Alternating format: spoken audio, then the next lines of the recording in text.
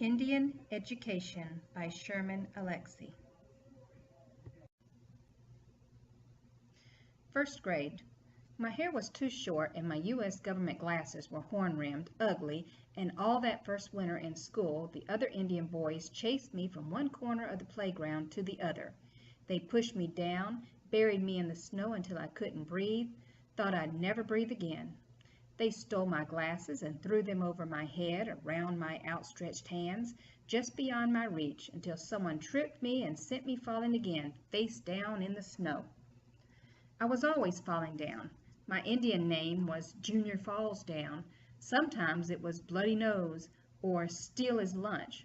Once it was Cries Like a White Boy, even though none of us had seen a white boy cry. Then it was a Friday morning recess, and Frenchy St. John threw snowballs at me while the rest of the Indian boys tortured some other weakling. But Frenchy was competent enough to torment me all by himself, and most days I would have let him. But the little warrior in me roared to life that day and knocked Frenchy to the ground, held his head against the snow and punched him so hard that my knuckles and the snow made symmetrical bruises on his face. He almost looked like he was wearing war paint. But he wasn't the warrior, I was, and I chanted, "It's a good day to die, it's a good day to die," all the way down to the principal's office. Second grade. Betty Towle, missionary teacher, red-headed and so ugly that no one ever had a puppy crush on her, made me stay in for recess 14 days straight. "Tell me you're sorry," she said. "Sorry for what?" I asked.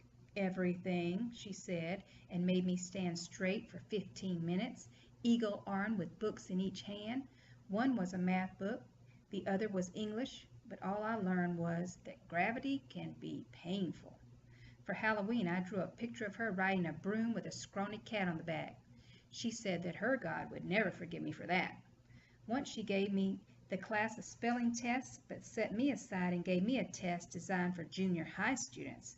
When I spelled all the words right, she crumpled up the paper and made me eat it. "You'll learn respect," she said. She sent a letter home with me that told my parents to either cut my braids or keep me home from class. My parents came in the next day and dragged their braids across Betty Towle's desk. "Indians, Indians, Indians." She said it without capitalization.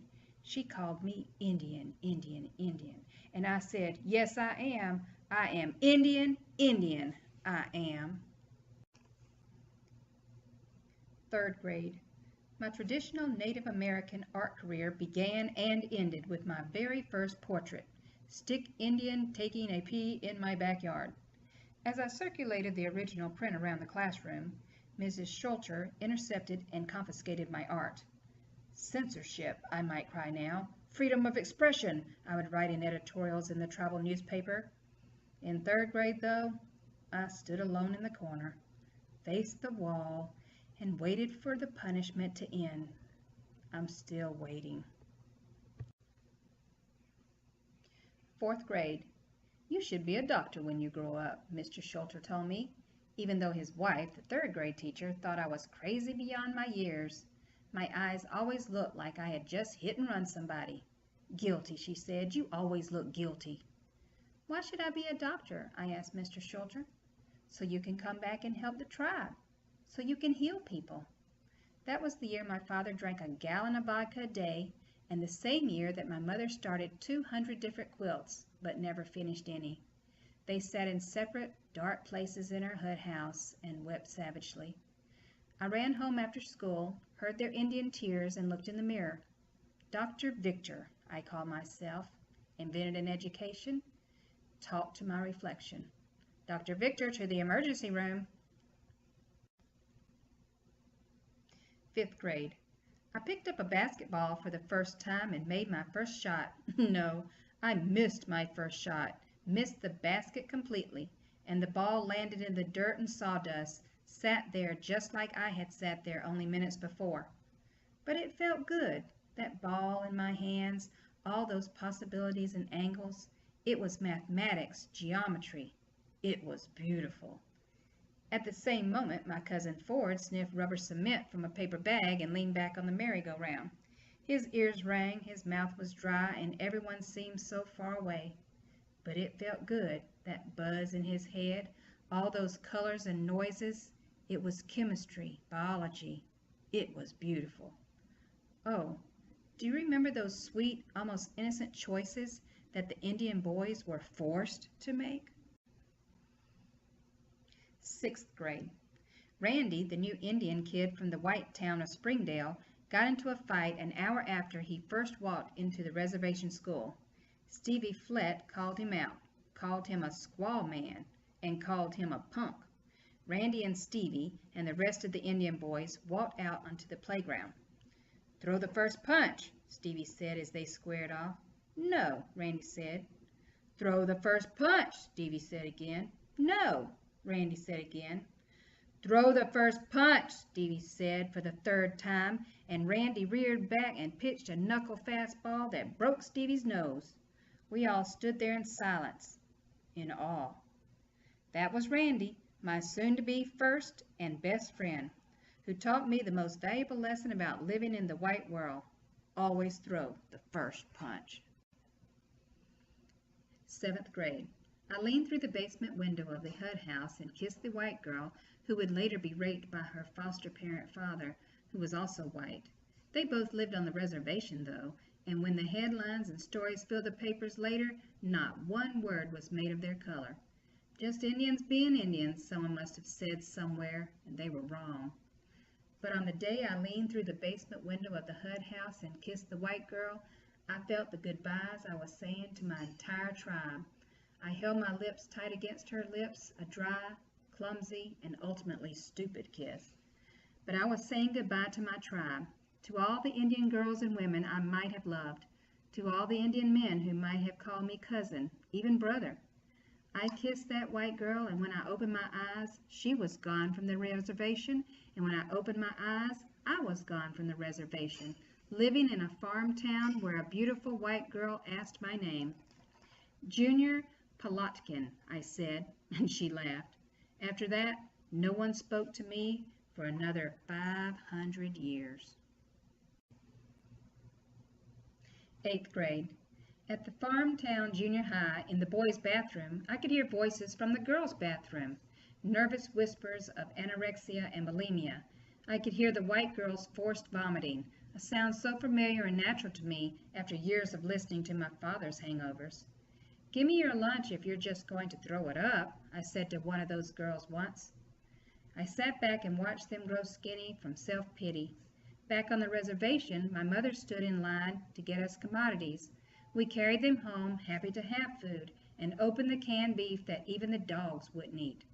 But we ate it day after day and grew skinny from self-pity. There is more than one way to starve. Ninth grade. At the Farmtown High School dance, after a basketball game in an overheated gym where I had scored 27 points and pulled down 13 rebounds, I passed out during a slow song. As my white friends revived me and prepared to take me to the emergency room where doctors would later diagnose my diabetes, the Chicano teacher ran up to us. "Hey," he said, "what's that boy been drinking? I know all about these Indian kids. They start drinking real young." Sharing dark skin doesn't necessarily make two men brothers. 10th grade. I passed the written test easily and nearly flunked the driving, but still received my Washington State driver's license on the same day that Wally Jim killed himself by driving his car into a pine tree.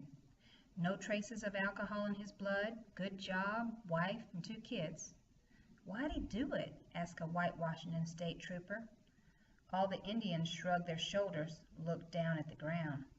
"Don't know," we all said, but when we look in the mirror, see the history of our tribe in our eyes, taste failure in the tap water, and shake with old tears, we understand completely. Believe me, everything looks like a noose if you stare at it long enough. 11th grade.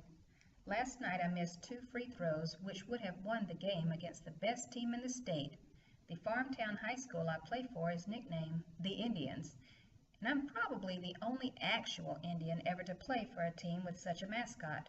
This morning I picked up the sports page and read the headline, Indians lose again.